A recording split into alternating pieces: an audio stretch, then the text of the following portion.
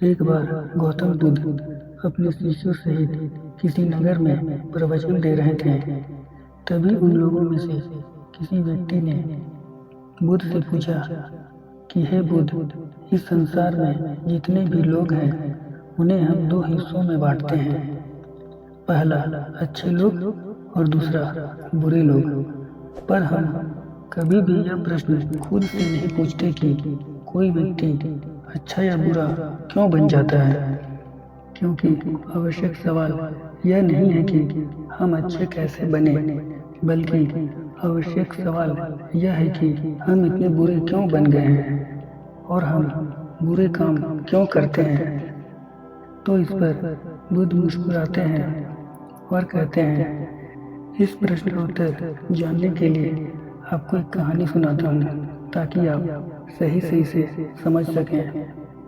एक नगर में एक बहुत बड़ा शातिर चोर रहा करता था और उस चोर के बारे में जानते तो सब थे, पर आज तक उसे कोई पकड़ नहीं पाया था। उस चोर ने अपना पूरा जीवन चोरी करने में लगा दिया था। उसके पूरे नगर में और उसके आसपास के इलाकों में भी उसकी बराबरी का चोर कोई नहीं था। उस चोर का एक बेटा भी था जिसे वह अपनी तरह ही एक शातिर चोर बनाना चाहता था। वह शातिर चोर अपने बेटे को हमेशा एक ही बात सिखाता था कि बेटा, कभी भी किसी साधु सन्यासी का उपदेश मत सुनना। अगर कोई तुमसे कुछ कहने भी लगे तो अपने कान बंद कर लेना और वहां से चले जाना। उस चोर का बेटा उसकी इस बात को बचपन से ही सुनता आ रहा था, जिसके कारण उसके मन में यह बात बैठ गई थी।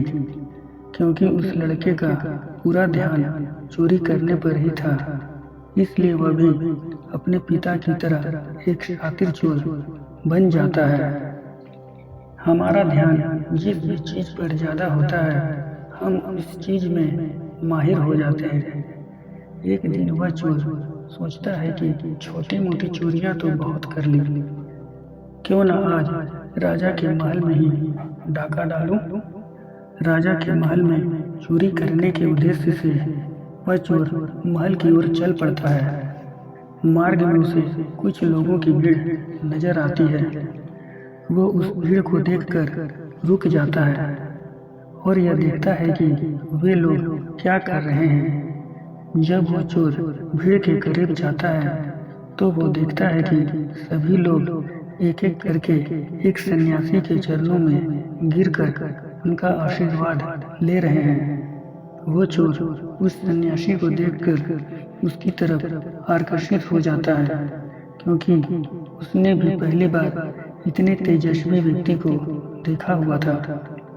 अचानक उसे अपने पिता की बात याद आ जाती है कि साधु सन्यासियों से दूर रहना चाहिए।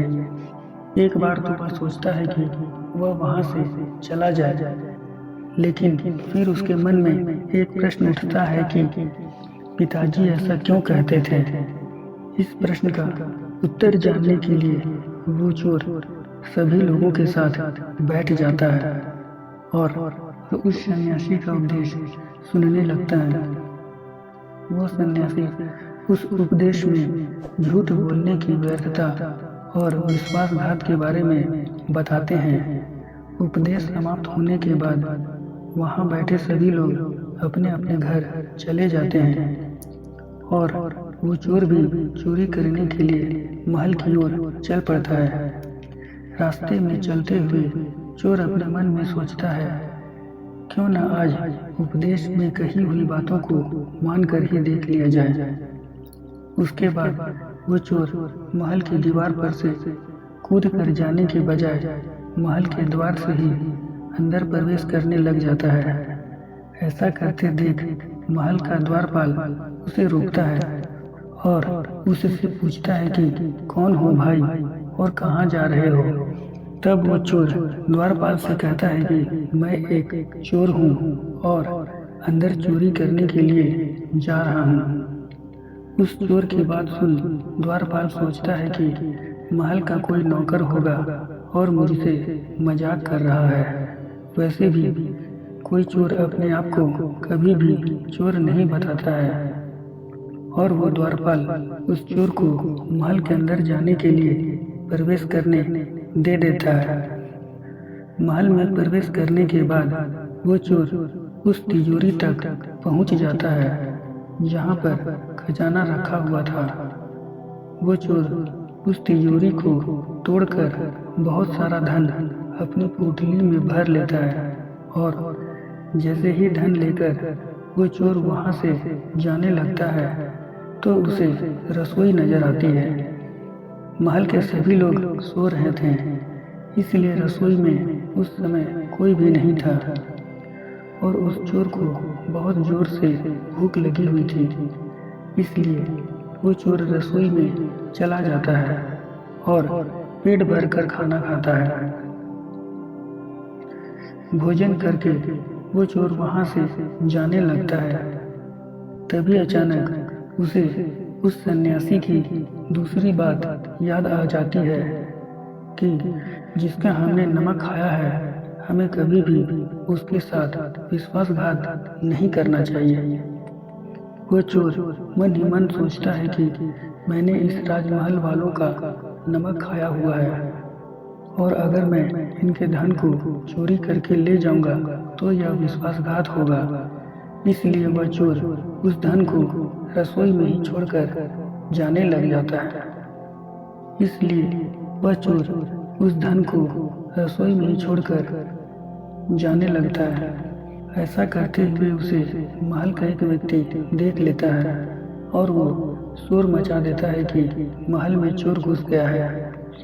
राजा के सिपाही उस चोर को पकड़ लेते हैं और उसे राजा के पास ले जाते हैं और उसके बाद राजा उस चोर से पूछता है कि जब तुमने धन को चुरा ही लिया था तो तुम उसे छोड़कर क्यों जा रहे थे?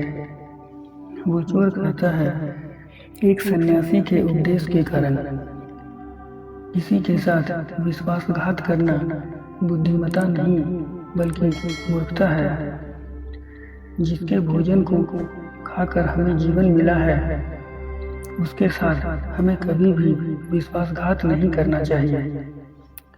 उस व्यक्ति की बात सुन राजा प्रभावित हो जाता है और उस चोर से कहता है कि यदि तुम ऐसे उपदेश बचपन से ही सुनते तो तुम कभी भी चोर नहीं बनते।